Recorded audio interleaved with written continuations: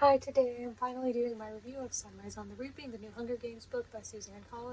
I did a reading vlog of this a little while ago. It had to be split into two parts because it was so long, but I did that. That was my first reading vlog I ever did, and that was a lot of fun. So now I'm going to be doing my review where I just give my thoughts on it. This will contain spoilers and I'll just talk more in depth about it. Well, this won't be as long as the reading vlog, but I'm just going to be doing a regular review of it. So I really enjoyed Sunrise on the Reaping. It was one of my most anticipated book releases of 2025. I read the Hunger Games series last year, including the first prequel. This is the second prequel, which goes over the second Cornerquell, Haymitch's Games. I enjoyed this one more than the Ballad of Songbirds and Snakes. Soon I will be making a video ranking each of the Hunger Games books from my least favorite to favorite. I thought this one was really good though. So yes, as I said, you already know what this is about. It's the Hunger Games prequel, where this ties in with the trilogy. You know Haymitch is Katniss and Peeta's mentor. This is about his games when he was 16, got reaped for the Hunger Games on his birthday, and his journey. Now going into this, assuming you know the story of the Hunger Games, which I think most people reading this do, they know how it's going to end. So for some people, you might think that it seems pointless to read it because you might be like, what's the point? I already know what's going to happen. And it is true that you do know a lot of what's going to happen. But there are a lot of things in it that you don't know about. You don't know when and how everything is going to happen. For example, you know that some people that Haymitch was close to died, but you don't know how they died. And I think that knowing what was going to happen was kind of part of it. Because I think that there is a lot of clever foreshadowing in this book with the way it was written. There were certain things that were said, especially to do with alcohol, like how Haymitch would say that he didn't drink alcohol, or how he seemed so unfamiliar, like someone would come over with drinks and he would describe it as like a pale liquid. He didn't even know what kind of alcohol it was, which was just such interesting foreshadowing as the reader, knowing how he turns up eventually as an alcoholic. So I think that knowing what's going to happen is part of the whole experience because you just see how clever the writing is and the foreshadowing. And plus, I think it's nice to get the full story. Now, you may not be super interested in Haymitch's games, and in that case, that's fine, but I thought it was interesting to see him when he was younger and full of hope and, well, just not an absolute mess. But this book, I think, also really helps you understand why he turned out the way he did.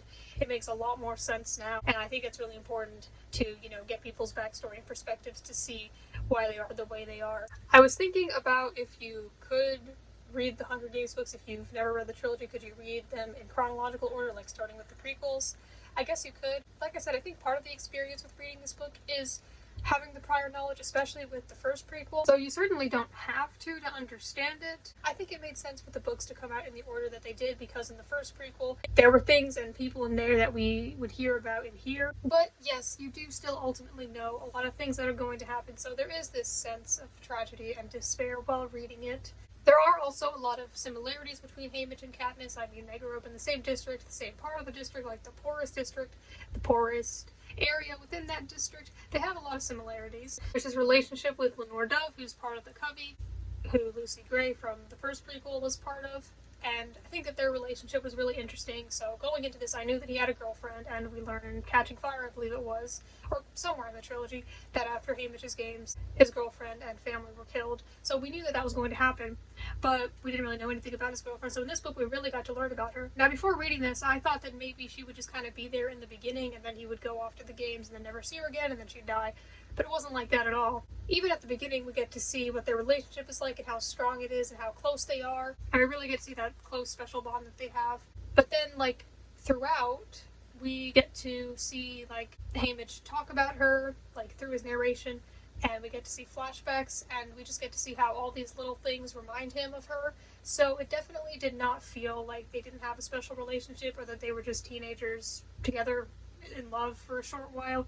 It didn't feel like that. It definitely did feel like a strong, deep relationship. So I liked how that was done, how we got to keep hearing about it throughout, and he kept thinking about it because of course he did, because he really loved her. So that relationship was really interesting to see, especially because in the trilogy we don't really see Haymitch have a relationship with anyone. I don't just mean romantically, he's just kind of, of course, not very social. And then he does socialize with the characters, but not in a close family type of way. But she was very interesting. We also get to see a bunch of characters from the trilogy, and we also get to see some of the characters' parents, we see Katniss's father and mother, of course, when they were Haymitch's age, because they're the same age as him, and, way before they got married and Katniss was born. That was interesting, and someone who I presume is Peeta's father, so that was interesting as well. And then, like I said, there's some other characters like Wyrus, Mags, Beatty, Plutarch. I've seen most of the movies, and I'm still not entirely sure if I'm saying everyone's name right, so I apologize if I pronounce any of them wrong, but they are some unique names. But like I said in my reading vlog, They do have some unique different names, but it's refreshing. Most of the names in this book you've never heard before, and that's nice.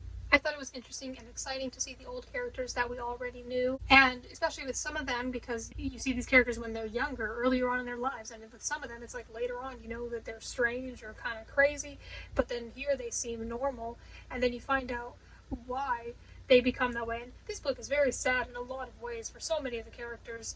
But yeah, you just get to find out things about them you didn't know. Like BT had a son who was, I think, 12 and in the Hunger Games. And I never thought before about how even if you win the Hunger Games, you're safe. Well, sort of, because then there's the third protocol. But anyway, but I never thought about how if you have kids, they're not safe. Because, yeah, I mean, you are still living in the districts. I just never thought about that. That never occurred to me. But that was really sad and interesting how he had to be a mentor for his son in the games, and his son was a really nice character. So it was interesting seeing those characters when they were older, learning more about them, and just seeing them before things went wrong, like with Wyris, for example. Reading it, you find out that when you first introduced to her, this is just the year after she won her game, so she's still young, she's still a teenager, and she seems pretty normal. But then at the end she gets tortured because she was helping Haymitch and Plutarch with their plan and stuff, so then you find out why she is the way she is, and I was curious, and I never thought that maybe she gets tortured. I just thought it was a product of something that happened over time, but no, it was a direct result from Haymitch's games, so that was particularly sad. I bet he probably felt really bad about a lot of things, not only the people who died that he couldn't save, but also just the fact that things like that happened to Wyris, so he definitely had so much happen to him, and I don't really blame him at all for turning out the way he did. Now, while there are a lot of returning old characters, and that was very interesting to see, there are also a lot of really interesting new characters as well. I feel like the Ballad of Songbirds and Snakes, for me at least, didn't have a whole lot of really interesting characters. There were a few, but they were either unlikable or just didn't really stand out to me. But I think that this book has a lot of really interesting characters. This book is shorter than the Ballad of Songbirds and Snakes. The games don't really happen until about halfway through. There is a lot of stuff that happens before then, but that's all part of the story and the world building and everything. And then there's some stuff that happens after the games. We'll get more into that later. But I did enjoy this one more than the Ballad of Songbirds and Snakes. I felt like more stuff happened. I felt like it wasn't as slow paced. The games, of course, are more technologically advanced, so I thought they were more interesting to read. But yeah, there were a lot of new characters that were really interesting. Because this was the second quarter quell, there were twice the number of tributes, so there was another boy from Haymitch's district and then two girls from his district, and they were all really interesting. And in the trilogy, Katniss doesn't really interact with a lot of people before the games, and during the games as well. She doesn't really develop many friendships. She's alone at the beginning, at least. She interacts with Peeta beforehand, but that's about it. But in this one, you get to see that the people from the districts, not just because there are more people, but also just because that's the way it was, they interacted with each other and kind of became friends, which is sad because you know what's going to happen to them. But yeah, it was nice to see all these kids interact with each other and try to work together and make the most out of what they could. And they had their strengths and their advantages, and they would try to work together. And so it was really interesting seeing those kids. A lot of the characters were really good, as I said. There is also quite the emphasis and focus on rebellion and the political state of the world that they live in, and basically how Haymitch and Plutarch tried to break the arena, which didn't exactly go as planned. I think he was a part of it, but of course, as we know, it doesn't really fully happen until Katniss's time. But there was a lot of that, and there was a lot of Haymitch thinking and people talking about the things that their government was doing and just how were they going to combat it and how it was wrong, and so there was a lot of that. I think that was done really well. Like in the trilogy, you know, there's the part where they're at the party and the capital people tell Katniss and Peeta to take a drink of something that will help them throw up so that they can stuff their mouths with more food, whereas where they come from, they're starving and struggling to eat. But then, like, in this book, for example, there was, like, one of the people in the prep team, or one of the capital people, was complaining that he couldn't be somewhere because he had to help his mother with her Hunger Games party. So you can see that the capital people have Hunger Games parties, like, that's just the most normal, okay thing in the world. And I just love the subtle, very casual mentions of these things, because for the capital people it is normal. So I think that this book, like the others, did a great job at just showing the differences in the way that they live and think. The quarter quell twist was interesting. The whole thing with the fake Luella, eventually called Lulu, was super interesting.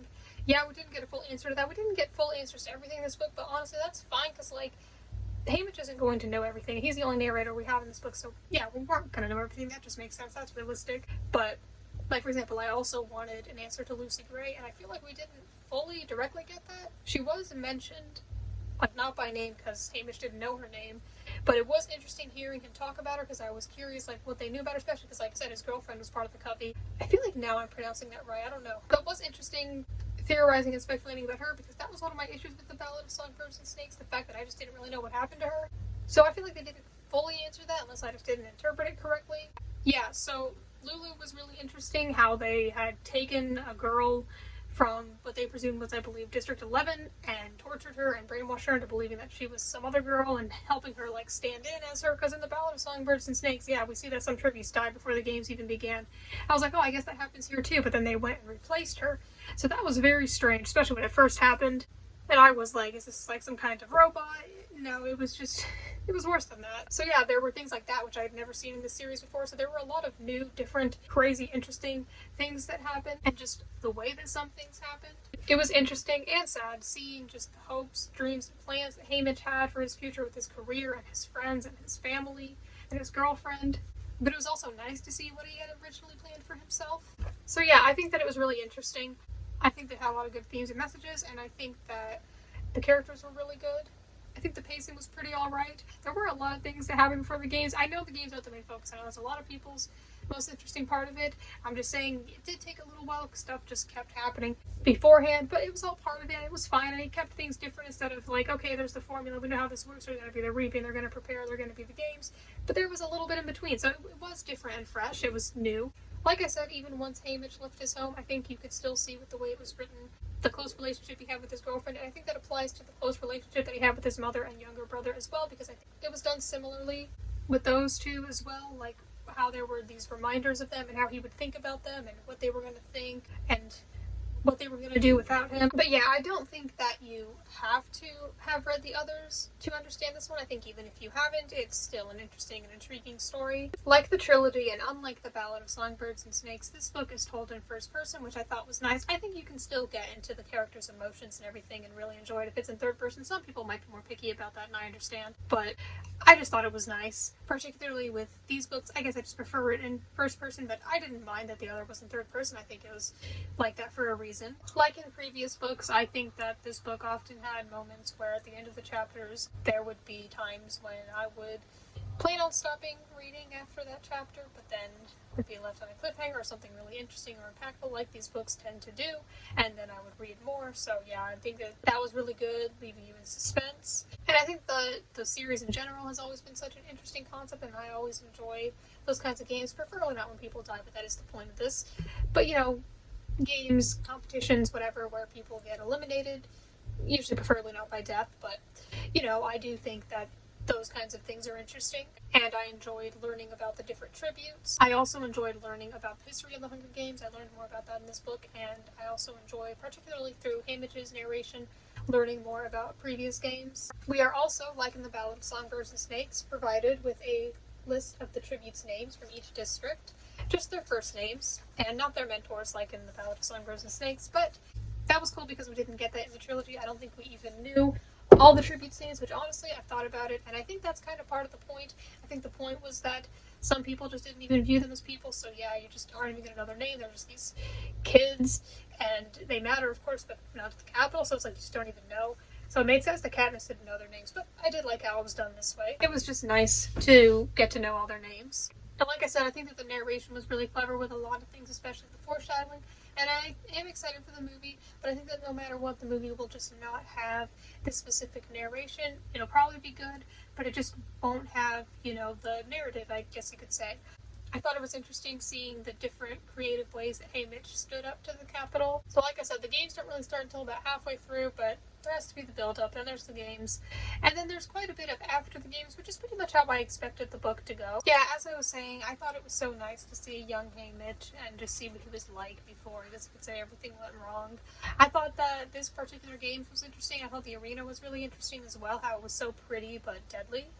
I think that makes sense. I think that could be like a metaphor for the Capitol. There's definitely a lot of symbolism in this book. But yeah, I could appreciate the build up to the game since there was so much before then. It was all part of it. Throughout the book, I had been trying to guess how things would go, particularly with the end, like how certain people would die, and I just tried to come up with whatever I could. I was like, it's probably going to be something I'm not even expecting, but I tried to guess like just the saddest things I could think of, and then it didn't really end up going that way. We'll get to the ending soon. I feel like I understand Haymitch and his problems later on better, and I sympathize with him. I love that now we've gotten his perspective and his story, and that we understand him better now.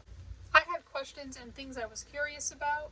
I was invested despite knowing some things already, but I think that we also got some answers to some things. I thought it was fun to, for the first time, get a Hunger Games book on its release date and start reading it then. That was really fun to kind of be a part of it with other people. I think there was a bit of a mystery aspect to this book as well, and I enjoyed like the clues and figuring things out. It's not primarily mystery, but I think there was some of that in here.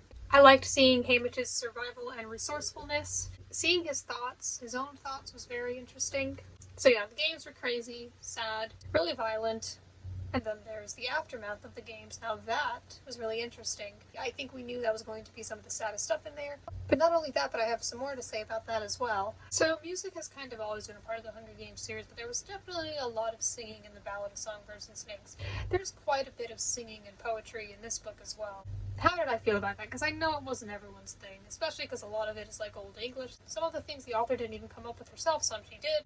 Well, it wasn't my favorite. Some of it was a bit hard to understand. It'd be pretty different. It would kind of come out of nowhere. Just, I mean, yes, it's separated with the way it's written, but it was just, you know, the regular modern day narration and then just that stuff, the songs and the poems, and it was like older English and a little hard to understand. Sometimes I'd have to read it more than once to be like, what are they talking about? But I didn't mind it. It made sense because the Nord Elf was part of the Covey, and I think that, especially at the ending, I think it tied in really well, as if you're watching a movie and hearing the song playing, describing what's going on.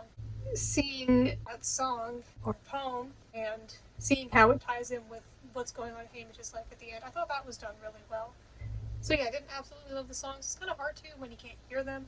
And I'm just trying to imagine how they go, but for me, I do usually read them and don't really imagine them in a singing voice. There was a part near the end where Burdock was singing, and I tried to really slow down and imagine him singing, because I know he was supposed to be like a good singer, so I tried to think of how nice that might sound like in the movie. The songs are just, in books, at least for me, can be hard to imagine when they're not songs you're familiar with, so I don't really know what they sound like. After the games was really interesting, especially the part where Hamish was in that solitary confinement in that apartment, I think it was, where he had been before the game started, but now he was alone, and that part was just really interesting to me, just the mystery of it, like, are his family and loved ones still alive? What's going on at home? What have they told the people at home? And what's going to happen to him? And just how he was alone trying to figure things out. That was just really strange. The setting was really interesting though, so I really liked that part. Another thing that I thought was really interesting about this book was seeing from Hamish's perspective how certain things would happen. Like how, for example, Hamish wasn't even who originally got reaped for the games, but then, because, you know, he was a replacement for someone who had been killed because he tried to run away. And of course, they're not going to show that on the broadcast, so it was so interesting seeing how things would happen, or like with Luella. But you would see this edited version, but we as the reader get to see what actually happened, and I thought that was really interesting. And then, like, you know, later on near the end when they show the recap of the games and Hamish is thinking about it and narrating like what they showed versus what actually happened, it would just be some things that just, not that they didn't have a purpose in doing it, but it was like they added a scream when somebody had not screamed and things like that, and it was just interesting how much they changed it, which can be a good relevant theme about how people in the media can, you know, change things to make them appear different than they are. So yeah, the ending was very sad what happened to his mother and younger brother, and then with his girlfriend as well. But honestly, I think that his girlfriend's death was, yes, it was sad, but it was like, I thought that, you know, they were gonna like confine him and then execute her in front of him or something terrible like that. But she actually died in his arms after getting briefly reunited with him, so it was actually kind of sweet. It was sad, but I didn't really mind how it happened. It was nice. I think it showed their relationship. And then you just get to see how he spirals into alcoholism and pushing everyone away, and that was very sad. And then the epilogue, I heard that there was an epilogue, but I didn't know what it contained. I didn't know if it was like after the games or like the events of the trilogy. And I really liked the epilogue because that's what it was. It was like the events after the trilogy, because I just didn't know how it was going to be. So that's the one reason why it would maybe be better to read the other books first. But yeah, I really liked the epilogue because I was like, is this book just going to end on a really depressing note with no hope at all? I mean, even though most readers would know how it ends up in the series later on, I guess not. I really liked how the epilogue was done. I really liked so many little things about it. In the Hunger Games, the epilogues aren't very long, but I just thought the epilogue was really nice. How we learned how Hamish got the nickname that he gave Katniss. You know, I thought he was just being flirty with her. But no, there was actually a reason that it made sense. She reminded him of Luella, just how he felt a connection with Katniss, which you may not have really noticed at first. You know, he was just kind of there. At least that's what it seemed like. And how he didn't want to help with the memory book that they were doing, but then he did, and how because of that he had to like pour out all his memories and thoughts and feelings that he had been trying to suppress, and I thought that was wonderful. And then there was the geese, which was just so sweet, and yeah, so I loved the way the epilogue was done. Seeing how Hamish never ended up with anyone else romantically, and how he basically had kept his promise to his girlfriend, and how they were kind of spiritually together always in a way. So yeah, I really enjoyed this book. I think that these books are still some of the best books I've ever read so far. I really like this series. I don't know if there would be any more. I saw some people pointing out that ultimately the Hunger Games aren't for entertainment, so that's kind of not the point. And some people believe that now that they've told the story of everyone from District 12 and everyone who was really like a big part of the rebellion and stuff, there isn't anything else to tell. There could still be other books. I don't know. There isn't anyone I'm desperate to see. I do think it'd be cool to see some of the others, but I can understand if this is all the author wants to do. I can understand if she doesn't want there to be a whole bunch of them.